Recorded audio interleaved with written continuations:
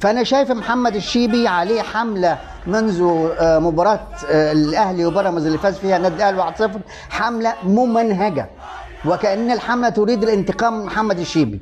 الانتقام من محمد الشيبي لاسباب كتير، لان محمد الشيبي هو الرجل الذي قال لا للظلم. محمد الشيبي اللي رفض الاهانه ورفض ان يفرط في كرامته ويفرط في كبريائه وسلك الطرق الشرعيه، لان محمد الشيبي واجه مؤسسه بكل الياتها، كل المؤسسات والمنظومه واجهها شخص لوحده في التوقيت اللي فيه مؤسسات وانديه ما تقدرش تواجه هذا الفساد اللي في المنظومه الكرويه.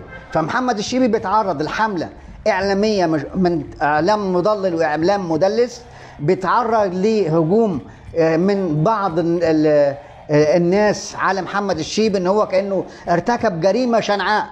ما شفتش الاصوات دي حضراتكم تتكلم على محمد الشيبي عندما تعرض للصفع والضرب والسب والشتم، وكل الناس طلعت قال لك محمد الشيبي لازم يتعاقب عشان ما اتضربش كويس من حسين الشحات، لان هو الضحيه، والضحيه لازم تتضرب كويس، لازم يبقى فيها دم، لازم الشحات يعني يكون اتقن عمليه ضرب محمد الشيبي. فالعنوان اللي انا ممكن اخده من متابعتي للاعلام كله، والاعلام بعض الاعلام اللي انا شفته اعلام مدلس واعلام مضلل لدرجه انه فبركوا حوار مش موجود. حضراتكم ده طلع الاعلام بيتكلم على حوار حصل بين الشيبي وحسين الشحات. حضرتك كنت في الملعب؟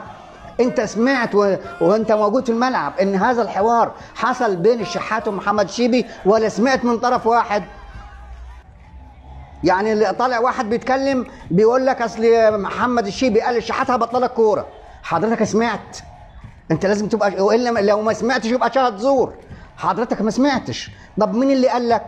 طب ما حسين الشحات عندما ضرب واعتدى بالضرب بالصفع على وجه محمد الشيبي، وده كذب، وعشان كده محمد الشيبي لجأ للمحكمة للحصول على حقه ودفاعا عن كرامته. تعالوا نقول الحكاية من الأول، إذا لو كنتوا أنتوا عاوزين تقطعوا رقبة محمد الشيبي.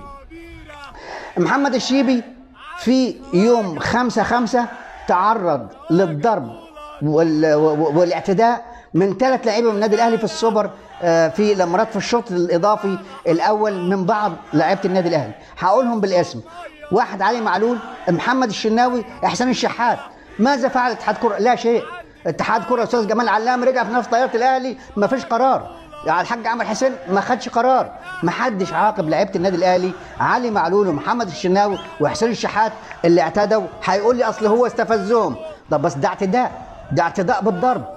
حرب الشوارع اللي كانت في دوله الامارات في السوبر الذي اقيم يوم 5/5/2023 كده.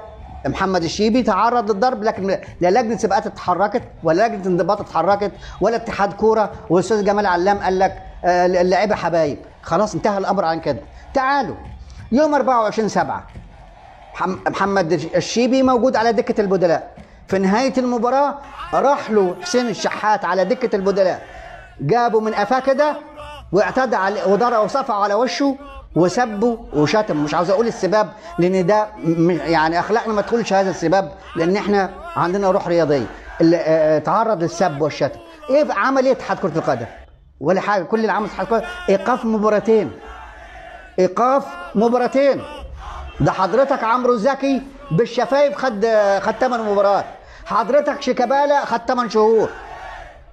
في واقعة الكابتن احمد مجاهد اللي قال انا ما سمعتش شيكابالا قال عليا انا اهلاوي، قال كده في التحقيقات وفي التصريحات الاعلاميه. شيكابالا ما قالش عليا ان انا اهلاوي ولم اسمع شيكابالا، لكن لجنه مسابقات الحاج عمرو اداله 8 ماتشات عشان ده شيكابالا.